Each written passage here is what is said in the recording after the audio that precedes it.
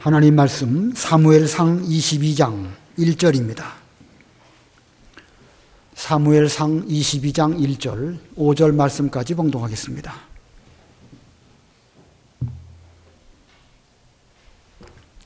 사무엘상 22장 1절.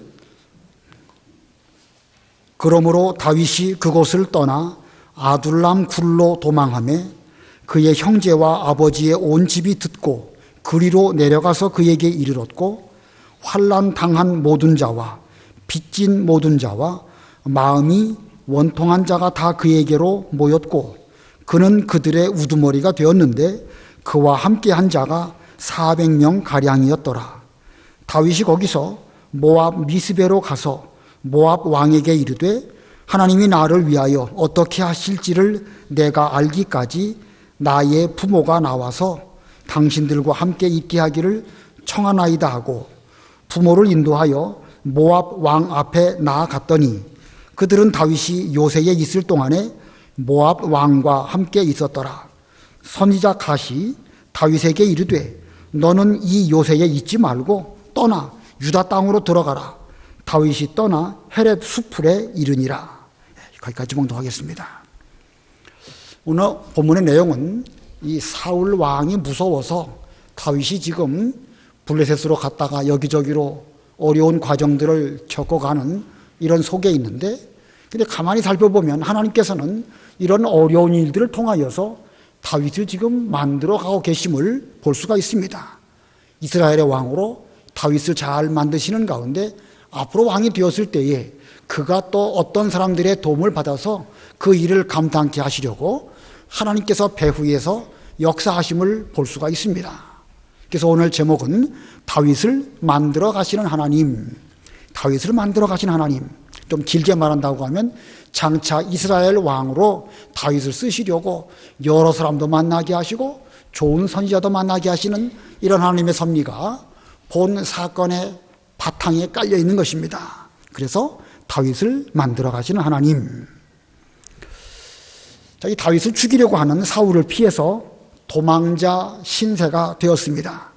노베에 가서 제사장 아히멜렉을 통하여서 진설병 떡을 얻기도 하였고 골리앗의 칼을 얻기도 했지만, 마침 거기에 와 있었던 이 사울의 목자장인 도액으로 인해서 그날 그는 블레셋 땅 가드로 도망했습니다. 그래서 가드 왕 아기스의 신하들이 다윗을 두고 왕에게 말합니다. 사울이 죽인 자는 천천이고 다윗이 죽인 자는 만만이라고 노래하지 않았습니까? 저 다윗은 이스라엘의 왕입니다. 저 사람을 왜 우리가 받아주어야 합니까? 이렇게 말했습니다. 이러한 말을 듣고 다윗은 두려워했고 미친 체 하면서 문짝에 끄적거렸고 수염에 침을 흘리는 이런 모습을 보였습니다. 이 아기스가 자기를 죽일지도 모르겠다, 이런 두려움에 다윗은 또 거기서 도망하게 되었습니다. 오늘 본문에도 보면 이 아둘람 굴로 도망하였습니다. 1절에 보면 그러므로 다윗이 그것을 떠나 아둘람 굴로 도망하였다 이렇게 돼 있고, 22장 3절에 보면 다윗이 거기서 모압 미스베로 가서, 모압 미스베로 갔다는 말씀이 나오고, 또 5절 맨 끝에는 다윗이 떠나 헤렛 수풀에 이르니라. 오늘 이 짧은 5절이지만 이 속에서도 그 가드를 떠나서 아둘람 굴로 오고 또 모압의 미스베로 갔다가 또 유다 땅의 그 헤렛 수풀에 이르는 이런 과정들을 다윗이 계속 겪는 가운데 있습니다. 지금 다윗은 이 사울이 무서워서 도망하게 되었기 때문에 어디 가서 자기 몸을 숨기고자 했지만 자기 몸을 마땅히 숨길 곳이 아무데도 없었습니다. 피난처가 없는 이런 가운데 있었습니다. 다윗의 시인 시편 11편을 보면 다윗이 하나님께 찬송할 때에 이렇게 말합니다. 내가 여호와께 피하였거늘 너희가 내 영혼에게 새같이 산으로 도망하라 함은 어찌민가. 악인이 활을 당기고 화살을 시위에 먹이며 마음이 바른 자를 어두운 데서 쏘려 하는도다. 시편 11편 1절 2절에 그렇게 말씀하고 있습니다. 다윗은 지금 사울과 맞서 싸우지 아니하려는 가운데에서 오직 여호와께만 피했습니다. 그런데 이 악한 사람들은 어두운 데 숨어가지고 마음이 바른 다윗을 활에다가 활 시위를 먹여가지고 그를 향하여 쏘려고 하면서 너는 빨리 산으로 도망가라 하면서 다윗을 쫓아내고 또 쫓아내는 이런 상황 가운데 지금 다윗이 처하여 있었습니다. 그래서 그 시편 11편을 쭉 읽어가다 보면 다윗이 또 뭐라고 계속 찬송하냐면 여호와께서 하늘에 계시며 그의 눈이 인생을 통촉하시고 그의 안목이 그들을 감찰하시는도다. 하나님의 눈은 인생들을 잘 통촉하시고, 지금 다윗을 두고 말하는 것 같아요. 지금 어려운 가운데 여기저기 피하여서 겨우겨우 목숨을 부지하고 있는 다윗을 하나님은 통촉하시고, 악한 자들이 어두움에 숨어가지고 이 다윗을 죽이려고, 바른 마음을 품고 있는 다윗을 죽이려고 활 시위를 당기는 그들에게 대해서도 하나님은 감찰하시는도다, 이렇게 말했습니다. 그러면서 11편 맨 끝절에 가면 여호와께서는 의로우사 의로운 일을 좋아하심으로 정직한 자가 마침내 그의 얼굴을 배우리라.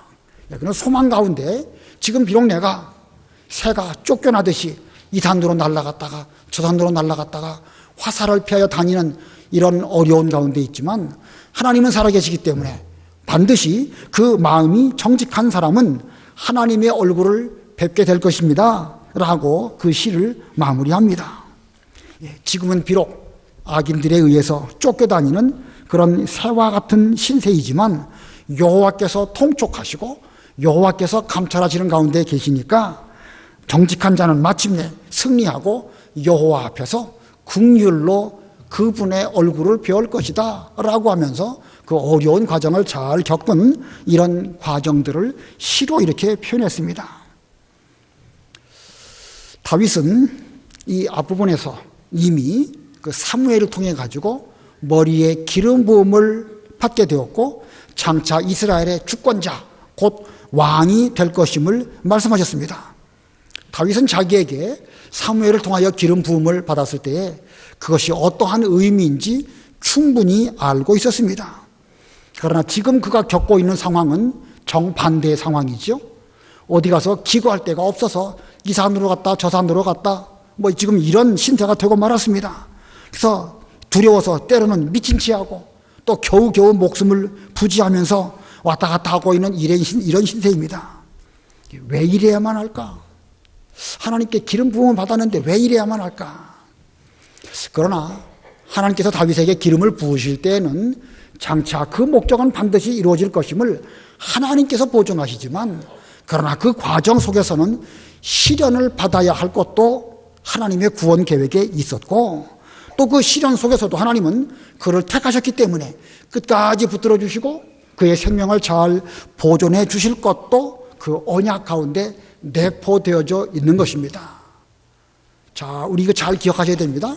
하나님은 우리에게 언약을 주실 때에 그냥 아무 밋밋하게 언약이 이루어지는 것이 아니라 그 언약이 이루어지기 위해서는 우리가 겪어야 할 시련도 겪어야 되는 것이고 그러나 그 시련만 있는 것이 아니라 그 시련 속에 하나님께서 우리를 떠나지 아니하시고 세상 끝날까지 내가 너와 함께 하시겠다라고 하시는 그 약속도 우리에게 함께 있는 것입니다.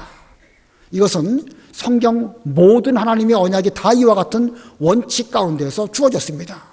아브라함에게 너와 내 후손에게 이 약속의 땅을 주시겠다라고 하셨는데 그 약속이 이루어지기 위해서는 400년 애굽의 종살이와 40년 광야 생활 그 가운데 내포되어져 있는 것입니다. 그런데 고난을 말씀하실 때 단순히 고난만 말씀하신 것이 아니고 그 고난 가운데 하나님께서 그들을 지켜보시고 또 감찰하시고 또 권면하시고 권고하시고 그리고 나중에는 구름 기둥과 불 기둥으로 인도해서 마침내 가나안 땅에 들어가게 하신 것이 그 언약 가운데 내포되어져 있는 것입니다. 신약 시대에 우리가 하나님의 나라에 들어가기 위해서는 많은 고난을 겪어야 할 것이다. 바울은 사도행전에서 그렇게 기록을 하고 있습니다. 그런데 고난만 있는 것이 아니에요. 그 고난 속에는 하나님의 함께하심, 하나님의 보호와 인도 반드시 함께하는 것입니다. 이와 같이 성경에 우리에게 약속하신 모든 약속 속에는 시련도 있지만 하나님의 도우심과 인도하심도 함께 그 속에 내포되어 있다는 사실입니다. 자, 그런 가운데에서 왜 이런 일들을 겪게 하셔야만 하셨을까?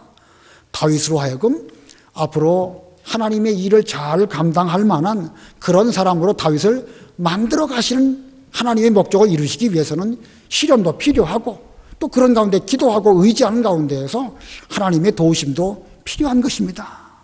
자, 오늘 본문 가운데에서 이 다윗이 이 하나님의 약속을 이루어드리기 위해서 상당히 어려운 일들을 겪고 있는데 이 고난이 그에게 어떤 유익을 주었는가? 이 고난 가운데 하나님은 다윗을 어떻게 준비하시고 만들어 가고 계셨는가? 이것을 이 시간 두 가지로 살펴보려고 합니다. 첫 번째는요, 사람들을 얻게 하심입니다. 사람들을 얻게 하심. 본문 1절 읽어보세요. 1절 그러므로 다윗이 그곳을 떠나 아둘람 굴로 도망하매 그의 형제와 아버지의 온 집이 듣고 그리로 내려가서 그에게 이르렀고. 예, 그러므로 다윗이 그곳을 떠나. 여기 그곳을 떠났다는 것은 블레셋의 가드 거기에 있는 그 왕 이름이 아기스죠. 그 아기스 왕이 잘못하면 자기를 죽일 수도 있다. 얼마 동안은 미친 체 해가지고 겨우 목숨은 붙였지만 더 이상 있었다가는 자기 신상의 해를 당할 수 있기 때문에 그는 거기를 떠나서 아둘람 굴로 도망했다고 그랬습니다. 아둘람이라는 그 단어의 뜻은 피난처, 안식처라는 뜻입니다. 피난처, 안식처라고 하는 그런 굴인데 아마 이 근래에 이르러서 고고학자들이 이 가나안 땅을 잘 살피는 가운데 어느 한 지역이 여기가 바로 다윗이 피했던 그런 아둘람 굴이다라고 발견된 그런 그 장소가 있기도 하는 것입니다. 거기가 대략 어디냐면 이 가드라고 하는 블레셋 도시와 베들레헴 사이에 있는 그런 곳입니다. 자, 이 다윗은 블레셋의 가드에서 떠나서 아둘람으로 도망했다는 소식, 이 소식을 이 다윗의 형제들과 그 아비 이새가 듣고 온 집이 듣게 되었습니다. 아마 다윗이 자기 집에다가 자기는 어느 곳에 안전하게 있으니까 너무 걱정하지 마시라고 이렇게 기별을 하면서 이 베들레헴에 있다가는 사울 왕이 이 다윗 때문에 그 식구들을 해롭게 해칠 수도 있으니까 이곳으로 내려오시면 좋겠습니다 라고 기별하지 않았을까 생각이 듭니다. 자, 이 핍박을 당하는 가운데서도 다윗은 자기 식구들의 그 안전을 잘 염려한 거 지극히 당연한 것이죠. 우리가 지난주 오전 예배 시간에 그 나면서부터 맹인되었다가 그 사람이 눈이 떠졌었는데 부모도 그가 핍박당할 때 어찌해 줄 수 없었습니다.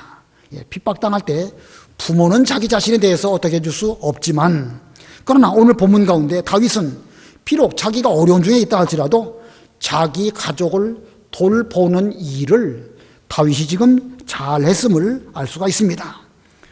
디모데전서 5장 8절에 보면 자기 가족을 돌보지 않는 자는 이방인보다 더 악하다 이런 말씀이 있는데 다윗은 그와 같이 비록 자기가 지금 여기저기 도망다니는 가운데 있을지라도 자기 식구들을 위해서 이곳으로 내려오셔서 여기 안전하게 저와 함께 있는 게 어떨까요? 하고 이렇게 한 거 보면 그가 얼마나 그 부모에게 대한 효심이 좋고 자기 형제들을 또 잘 살피는 이런 좋은 사람인 것을 알 수가 있습니다. 자, 그래서 다윗의 식구들이 그 아둘람으로 내려왔습니다. 자, 그런데 그게 무슨 의미가 있을까?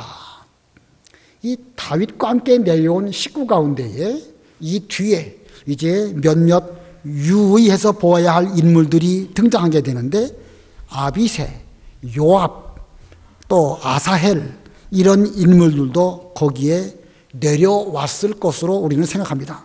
물론 본문에는 이름이 없어요. 이름이 없지만 이 아비새와 요압과 아사헬 이런 인물들도 내려왔을 것입니다.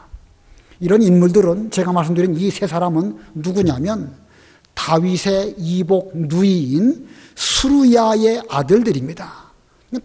다윗에게는 뭐죠? 외삼촌이 되는 건가요? 외삼촌.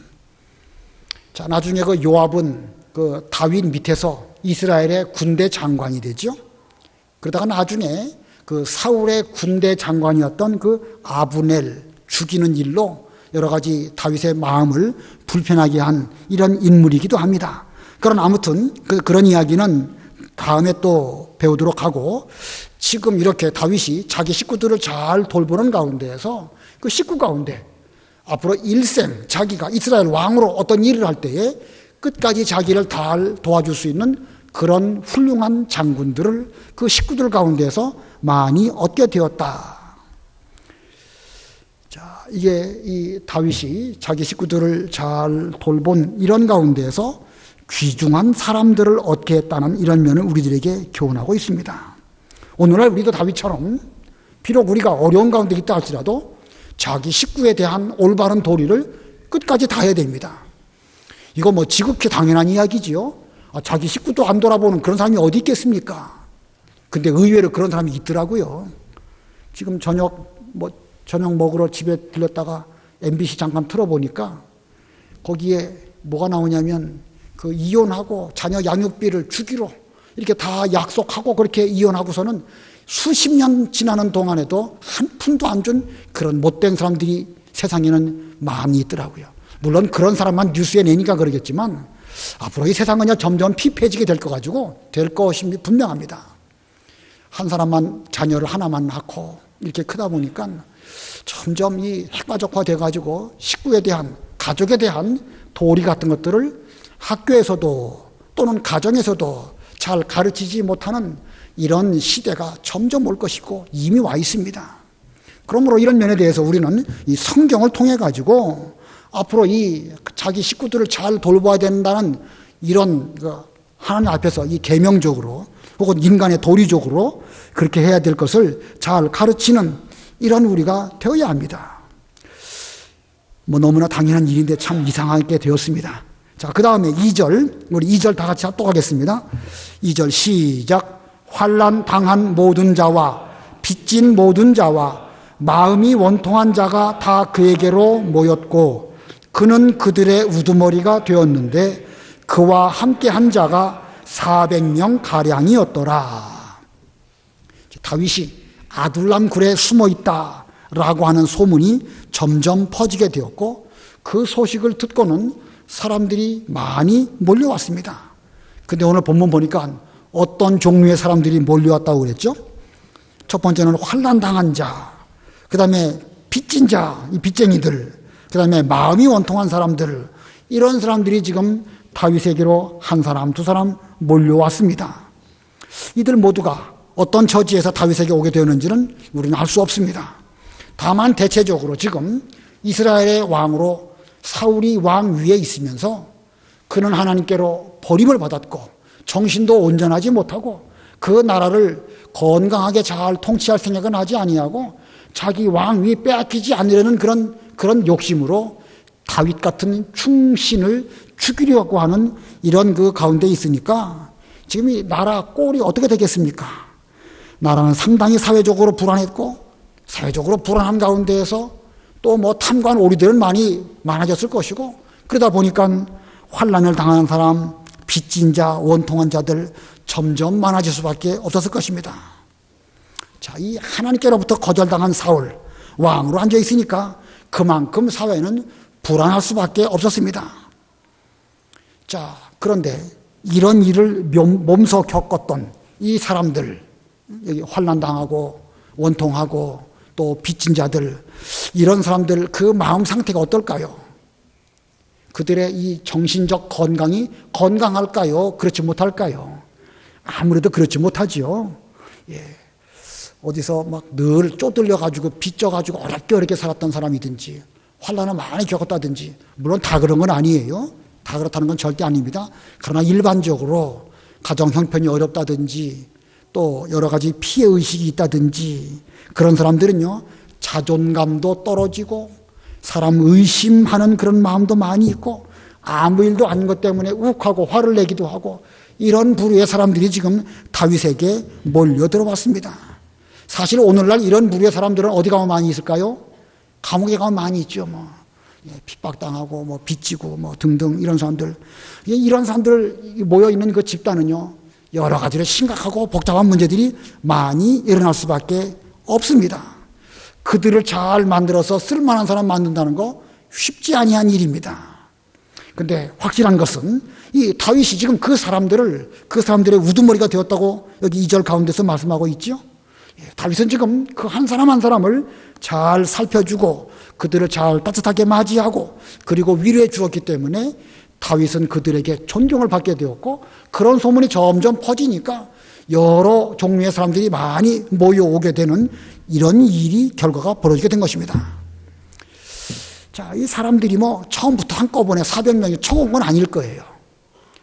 우리 같이 원통한 사람들도 따뜻하게 맞이해 준다고 하더라, 이런 소문이 나니까 점점 입에서 입으로 그런 소문이 퍼지게 되었고, 한 사람 두 사람 모였는데 그런 사람들이 지금 400명가량이나 모여들었다, 이렇게 말씀하고 있습니다.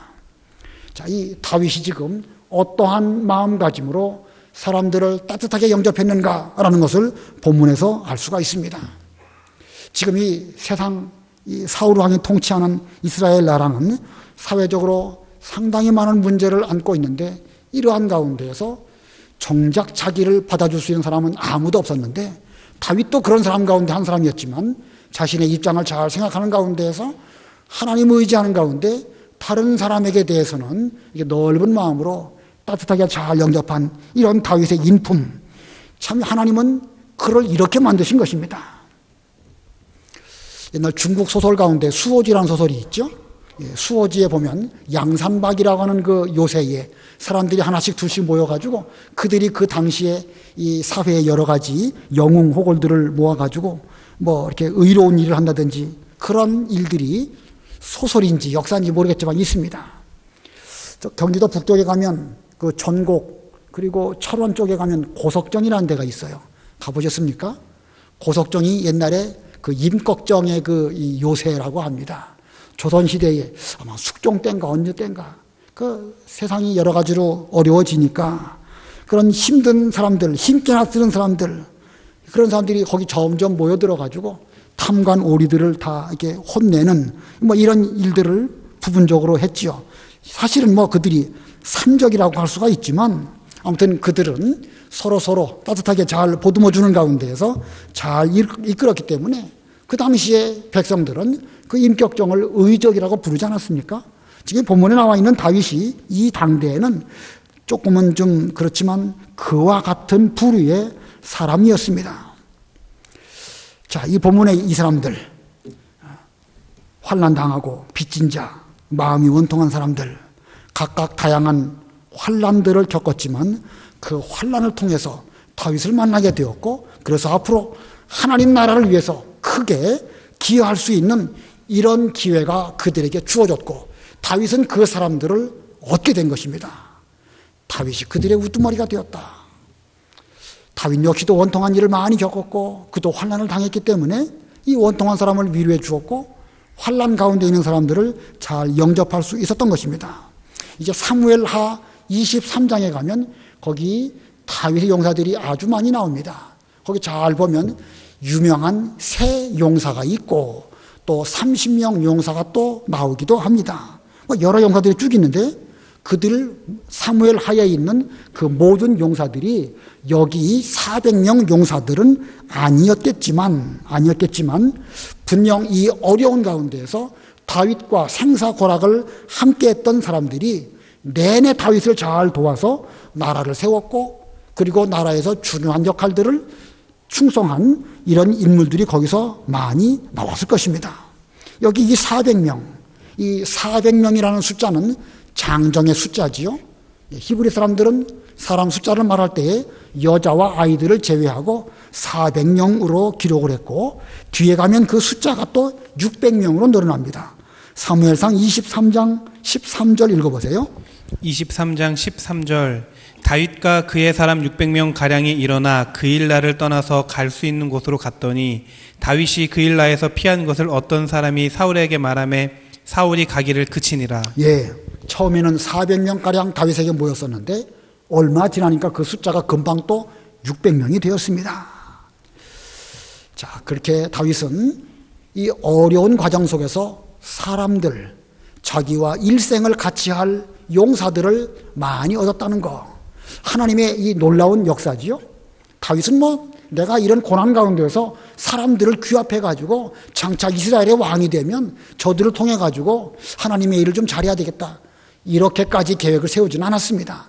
다만 그는 자기의 원통한 일을 생각해 볼 때 다른 사람의 원통한 말을 잘 들어주고 따뜻하게 해 주었기 때문에 이런 사람을 얻게 되었는데 결국 그들이 일생 다윗의 편에 서서 일하는 이런 사람이 되었던 것입니다.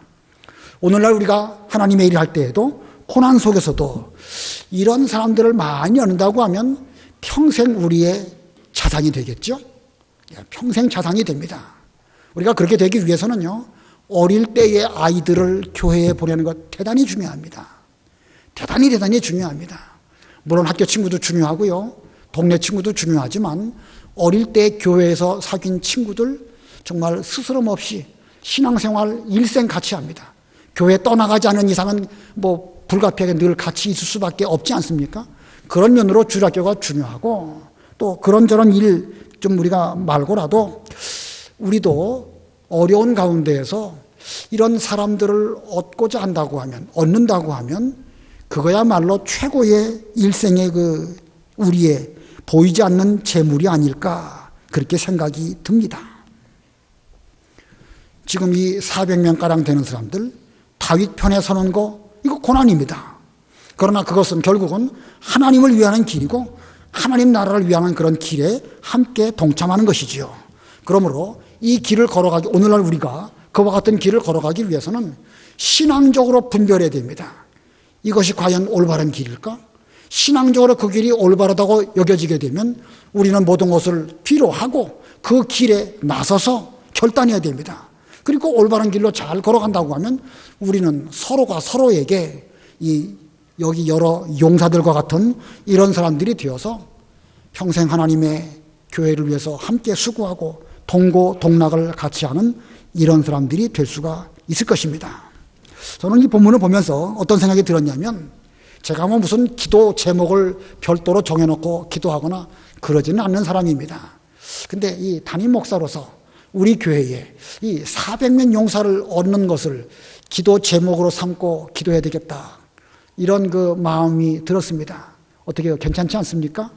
여기서 말하는 400명은요, 한 집안 가족 숫자로 400이니까 현재 우리는 많이 모자랍니다.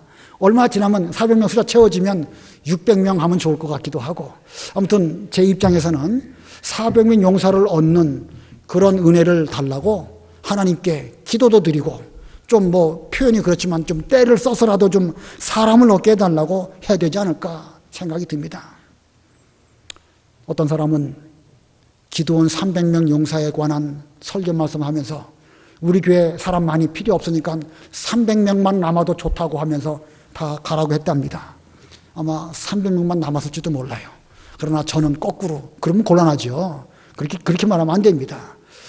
이 400 가족을 먼저 얻은 다음에 그 다음에 또 600명의 가족을 용사들을 얻는 이런 우리가 되도록 좀 우리가 다 같이 이렇게 노력하면 좋겠습니다. 자, 그 다음에 두 번째로 하나님은 어떻게 해서 다윗을 만들어 가셨는가? 하나님의 인도를 받게 하셨습니다. 두 번째 대지로 하나님의 인도를 받게 하심. 저희 다윗은 자기에게 찾아온 그 식구들을 아둘람 굴에 함께 있게 하지 아니하고 그 식구들을 이 모압 미스베라는 곳으로 가서 모압 왕을 만나게 됩니다. 자, 3절, 4절 읽어보세요. 3절 다윗이 거기서 모압 미스베로 가서 모압 왕에게 이르되 하나님이 나를 위하여 어떻게 하실지를 내가 알기까지 나의 부모가 나와서 당신들과 함께 있게 하기를 청하나이다 하고 부모를 인도하여 모압 왕 앞에 나아갔더니 그들은 다윗이 요새에 있을 동안에 모압 왕과 함께 있었더라. 예, 이 자기에게 찾아온 그 아버지와 그 형제 식구들 아둘람 굴에 있기는 너무 거칠고 또 그 거처가 별로 그렇게 좋은 곳은 아니었었겠죠. 그래서 다윗은 자기 식구들을 이 모압 미스베라고 하는 곳으로 이렇게 모시고 가고 그리고 모압 왕에게 하나님께서 앞으로 저를 어떻게 인도하실지 분명하게 계시해 주실 때까지 저희 식구들을 여기 모압 땅에 좀 머물게 해주시기를 바랍니다. 라고 이렇게 청을 했습니다. 좀 특이하죠? 다윗이 언제부터 그 모압 왕을 알았기에 자기 식구들을 그 땅에 머물게 해달라고 그렇게 청을 할 수 있었을까? 좀 의문스러운 면이 있기는 있습니다. 어떻게 해석이 되어지냐면 이 다윗의 아버지가 이새고 다윗의 할아버지가 오벳이고 다윗의 증조 할아버지가 누구죠? 거꾸로 하니까 모르겠습니까? 보아스, 오벳, 이새, 다윗 하죠? 예, 자기 증조 할아버지가 보아스고 증조 할머니가 누굽니까? 룻이지요. 룻이 어디 여인이지요? 모압 여인이에요. 그래서 아마 그런 쪽으로 이렇게 그 성경학자들은 해석을 하지요. 오늘날 우리도 증조 할아버지 그렇게 증조 할머니 무슨 뭐 아주 막 고대는 아니잖아요. 충분히 그쯤 되는 친척이면 찾아가서 얼마든지 청탁을 할 수 있는 그런 관계였지 않았을까 생각이 듭니다. 자, 그런데 그건 그거대로 그렇고 여기서 중요한 것은요. 하나님이 나를 위하여 어떻게 하실는지 내가 알기까지 이 표현이 중요합니다. 하나님께서 자기를 앞으로 어떻게 인도하실지 자기는 지금 갈 바를 알지 못하는 가운데 있는데 그 뜻이 분명하게 알아질 때까지 제 식구들을 부탁드립니다. 라고 말했습니다. 우리가 지금 앞부분에 이 사무엘상 앞부분을 쭉 살펴보았지만 제 기억으로는 뭐 잘 살펴보지는 못했지만 제 기억으로는 여호와 하나님께서 직접 다윗에게 이렇게 해라 저렇게 해라 이렇게 계시로 말씀하신 경우는 단 한 번도 없었던 것 같아요. 앞부분에서. 그러고 보니까 다윗이 지금 고난을 많이 겪고 있기는 하는데 하나님이 왜 나로 하여금 이런 고난을 겪게 하실까? 나를 어디로 인도하실까? 지금 다윗도 사실은 속이 답답한 이런 가운데 있었습니다. 물론 앞부분 보면 이런 말씀은 있습니다. 사울이 다윗을 보니까 여호와께서 그와 함께 하시는 것을 보고 사울이 두려워했다. 다윗을 두려워했다. 이런 말씀은 18장에 있습니다. 그러니까 이 다른 사람이 볼 때에는 하나님께서 다윗과 함께 하시는 것을 다른 사람은 이렇게 보고 느꼈지만 다윗 본인은 정작 자기가 아둘람으로 갈까요? 다른 곳으로 갈까요? 이런 기로에 서 있었을 때에 하나님께서 직접 다윗에게 지시하신 적은 지금까지는 없다는 것입니다. 그래서 그는 하나님의 뜻을 분명하게 알 수 있을 때까지 저희 부모와 식구들을 그 모압 왕에게 부탁을 했던 것입니다. 자, 그러므로 다윗이 식구들을 모압으로 피하게 한 거, 이것은 뭐 잘못했다, 죄다 이렇게 말할 수는 없습니다. 자, 그랬더니 다윗이 그런 마음가짐으로 지금 하나님의 뜻을 기다리고 있었더니 마침내 하나님께서 갓이라고 하는 선지자를 통해서 앞으로 어떻게 해야 될지를 보여주셨습니다. 본문 5절 우리 다 같이 합독하겠습니다. 5절 시작. 선지자 갓이 다윗에게 이르되 너는 요새에 있지 말고 떠나 유다 땅으로 들어가라. 다윗이 떠나 헤렛 수풀에 이르니라. 선지자 갓이 다윗에게 이르되, 자, 이 이전에는 아마 갓이 다윗과 함께 있지 않았었는데 다윗이 이와 같이 하나님께서 나를 어디로 인도하실지 알게 되기를 이렇게 본인도 기도하는 가운데에서 어떤 일들을 준비할 때에 이 갓이라고 하는 선지자를 하나님께서 그에게 보내주셨습니다. 이 갓이라는 사람이 누구였을까? 이 갓이라는 인물은 아마도 그 사무엘 선지자가 그 선지 학교를 세우고 여러 선지 생도들을 길러냈지 않습니까? 예, 그 가운데 한 사람이었을 것이다. 이렇게 생각이 듭니다. 자, 이 선지자 갓이 지금 다윗에게 와가지고 이렇게 지금 유다 땅으로 들어가라. 여기 아둘람에 있지 말고. 그랬더니 다윗이 그 말씀을 순종해서 헤렛 수풀에 이르게 되었습니다. 자, 이 아둘람 굴, 유다 땅 어디가 더 위험할까요? 지금 다윗은 지금 아둘람 굴에 은신하고 있습니다. 근데 갓 선지자는 여기 머물지 말고 유다 땅으로 들어가라라고 말합니다. 아둘람 굴이 더 위험할까요? 유다 땅이 더 위험할까요? 생각이 안 되세요, 지금? 유다 땅이 더 위험하죠, 그죠? 여기 아둘람 굴은 좀 요새고 좀 변방이지만 유다 땅은 사실은 가나안 땅으로 치면 적어도 그 중심부이거든요. 근데 거기로 가라는 말씀은 더 위험한 쪽으로 가도록 이렇게 하는 것입니다. 그러나 하나님의 명령은 다윗으로 하여금 숨어 있지 말고 지금 가라는 거예요.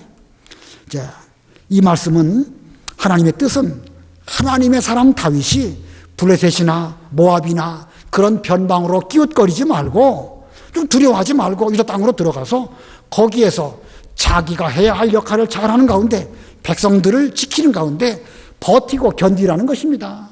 예, 환난과 핍박이 왔다고 해서 무서워서 도망다니는 그런 사람 되지 말고 견디고 버티는 그 자기 자리를 지키는 이런 사람이 되도록 하나님의 뜻이 그에게 분명하게 말씀해 주신 것입니다. 그래서 다윗은 하나님을 의지하고 유다의 헤렛 수풀로 옮겨갔습니다. 이 뒤에 벌어지는 일들은 또 이 뒤에 본문을 다음 시간에 읽어가면서 말씀을 드리도록 하고, 자, 이와 같이 다윗은 쫓겨다니는 중에도 하나님과의 이 관계의 끈을 놓지 아니하고 하나님이 나를 어디로 인도하실까 기다리는 가운데 그는 찾고 또 찾고 계속해서 찾다가 마침내 갓이라고 하는 선지자를 통해 가지고 하나님의 뜻을 제대로 지도해 줄 수 있는 이런 사람을 만나게 된 것입니다. 자, 이 갓이라고 하는 인물을 좀 더 살펴보려고 합니다. 이 역대상 21장에 보면 이 갓이라고 하는 인물에 대해서 다윗의 선견자라고 표현하고 있습니다. 다윗의 선견자. 역대상 21장 9절 읽어보세요. 21장 9절 여호와께서 다윗의 선견자 갓에게 말씀하여 이르시되. 예, 다윗의 선견자. 특별히 다윗을 위하여 궁중에 늘 머물면서 그를 신앙적으로 올바로 지도할 수 있는 하나님의 종 갓. 자, 이런 사람 만났다는 사실은요, 엄청나게 소중한 복입니다. 다윗이 일생 살아가면서 두 사람의 선지자, 물론 사무엘도 있고 다른 사람 있겠지만 특별히 나단과 갓이라는 선지자, 아주 훌륭한 사람을 늘 곁에 두고 하나님의 뜻을 여쭙고 자기가 할 도리를 바로 하고 때로는 책망을 받기도 하지요. 이제 뒤에 가면 또 기회 되면 배우겠지만 다윗이 인구 조사를 했습니다. 하나님의 침노가 그에게 왔습니다. 갓 선지자가 찾아와서 묻습니다. 하나님의 심판이 세 종류가 있는데 어떤 심판을 받겠습니까? 라고 할 때에 다윗은 내가 사람으로부터 그 고난 당하는 것이 아니라 하나님께로부터 직접 핍박을 고난을 당하겠습니다. 그렇게 합니다. 그리고 하나님께서 다윗을 불쌍히 여겨주시고 이제 오르난의 타작마당에 그 제사를 드리는 이런 여러 가지 신앙 지도를 할 때에도 갓이라고 하는 선지자가 그 지도를 잘했습니다. 갓은 다윗이 어떤 여러 가지 행적들을 남기게 되었을 때에 그것들을 기록하기도 했고, 다윗이 그 아들 솔로몬을 통하여 성전 건축을 하게 되었을 때에 그 성전에서 하나님께 어떻게 찬송 드리는 것이 옳을까라는 것에 대해서도 갓이라는 선지자가 잘 연구해서 그런 일들도 바로 했습니다. 성경을 좀 더 쳐다보겠습니다. 역대상 29장 29절 30절. 역대상 29장 29절. 다윗 왕의 행적은 처음부터 끝까지 선견자 사무엘의 글과 선지자 나단의 글과 선견자 갓의 글에 다 기록되고 또 그의 왕된 일과 그의 건세와 그와 이스라엘과 온 세상 모든 나라의 지난날의 역사가 다 기록되어 있느니라. 예, 다윗의 행적을 누구가 기록했는가? 사무엘이 기록하고 또 나단이 또 기록하고 또 갓이라는 이 선견자가 잘 기록하였다.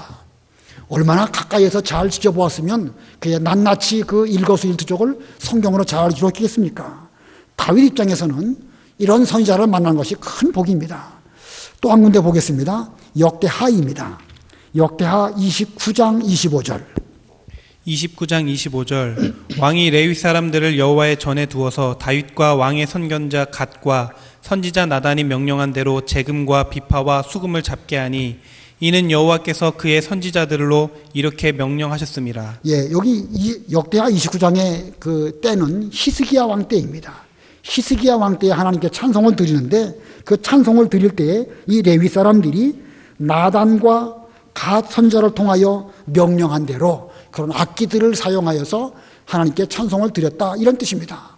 그리고 보면 이 갓이라고 하는 그 인물은 이 다윗의 어떤 그 일들을 정말로 잘 도와주고 심지어 다윗이 천당한 뒤에 그 성전을 통하여 하나님께 예배 드릴 때에 그 찬송을 어떻게 부를까 하는 것까지도 자세하게 기록한 이런 인물입니다.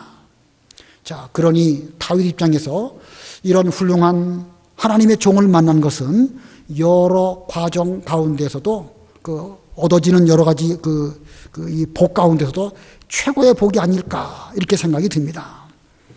오늘날 우리들도 여러 가지 고난들을 많이 겪는데 이런 고난 가운데 우리를 신앙적으로 똑바로 지도해 줄 수 있는 그런 선지자 만난다고 하면 그거야말로 우리의 최고의 복입니다.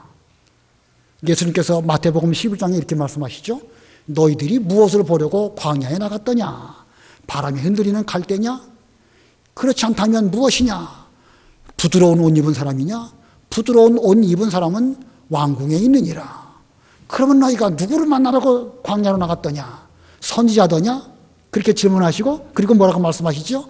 옳다. 예, 옳다. 너희들이 세례 요한과 같은 선지자를 만나려고 유다 광야에 나가지 않았느냐? 옳다.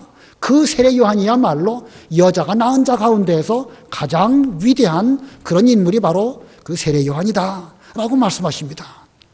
오늘날 저와 여러분이 이 광야 같은 세상에 살아가고 있는데 여러분이 무슨 목적으로 이 광야에 살아가고 계십니까? 잘 먹고 잘 살기 위해서입니까? 물론 금원도 인간적으로 필요하겠지만 최고의 복은 선지자를 만나는 것입니다. 우리를 신앙적으로 바로 인도할 선지자 만나는 거 최고의 복입니다.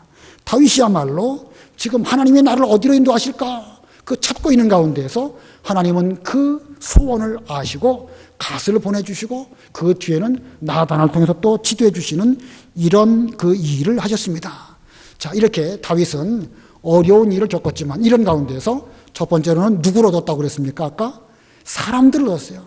자기와 평생 이 하나님의 나라를 위해서 바쳐서 충성할 그런 용사들을 많이 얻었습니다.